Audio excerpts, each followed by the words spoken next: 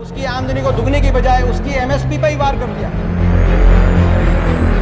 2022 तक वो दुगना हो जाए, क्योंकि किसान की आमदनी तो तब दुगनी होगी जब दाम दुगना होगा। मैं हाथ जोड़ के आपसे प्रार्थना करना चाहता हूं, देश की सरकार, देश की सदन किसानों की ये खिल्ली ना उड़ाओ। सांसद दीपेंद्र हुड्डा ने राज्यसभा में वित्त विधेयक पर कांग्रेस पार्टी की ओर से चर्चा की शुरुआत करते हुए सरकार को किसानों के मुद्दे पर जमकर घेरा।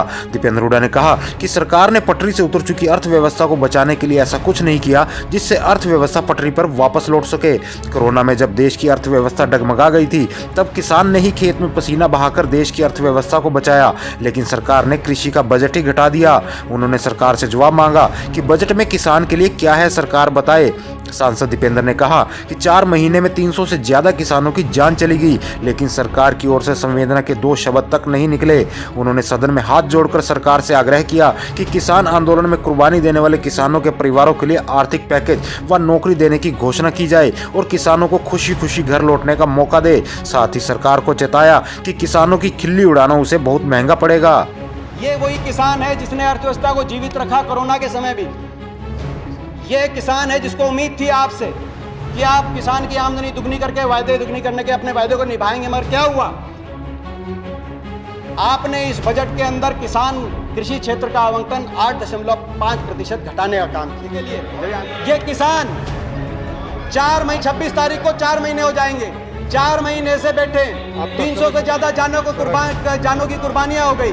मैं सरकार से आग्रह करना चाहता हूं, आप संवेदना का एक शब्द करिए, किसानों की बातों को माने और किसानों के 300 जो जाने गई हैं उनके लिए, उन परिवारों के लिए आर्थिक पैकेज की घोषणा करें, कुछ रोजगार का उनके लिए प्रबंध करें और इन किसानों को खुशी खुशी घर लौटने का आप रास्ता दें। मैं हाथ जोड़ के आपसे प्रार्थना करना चाहता हूं, देश की सरकार, देश की सदन किसानों की ये खिल्ली ना उड़ाओ। ये किसानों की खिल्ली उड़ाना आपको बहुत महंगी पड़ेगी, आज मैं कहना चाहता हूं। दीपेंद्र हुड्डा ने सरकार को आड़े हाथों लेते हुए कहा कि 2019 का चुनाव जीतने के लिए आपने देश के किसानों से 2022 तक आमदनी दोगुनी करने का वादा किया था, यानी 2022 तक किसान की आमदन 16,000 रुपए प्रति महीना होनी चाहिए। अब 2022 को आने में पूरा 1 साल भी नहीं बचा, केवल 9 महीने ही शेष है। इसलिए सरकार बताए कि इस दौरान कैसे किसान की आमदन दोगुनी होगी।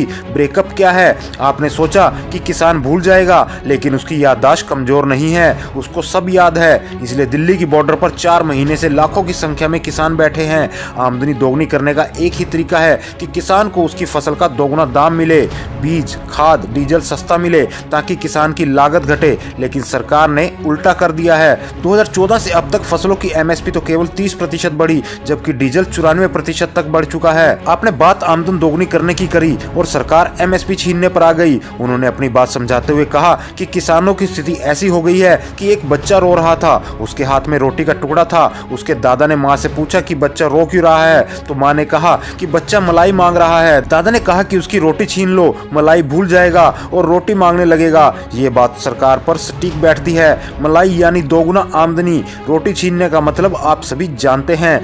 3 काले कृषि कानून बनाना ताकि किसान दोगुनी आमदनी की मांग छोड़ दे। आमदनी को दुगने की बजाय उसकी एमएसपी पर ही वार कर दिया और अब एमएसपी बचाने की किसान लड़ाई लड़ रहा है।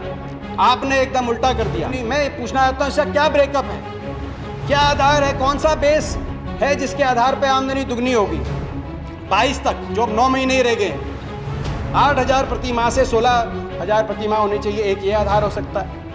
दूसरा आधार कि जितना भाव मिल रहा था किसान को, जितना गेहूं धान पे न्यूनतम समर्थन मिल रहा था, जैसे धान पे 1410 2015-16 में, 2022 तक वो दुगना हो जाए, क्योंकि किसान की आमदनी तो तब दुगनी होगी जब दाम दुगना होगा।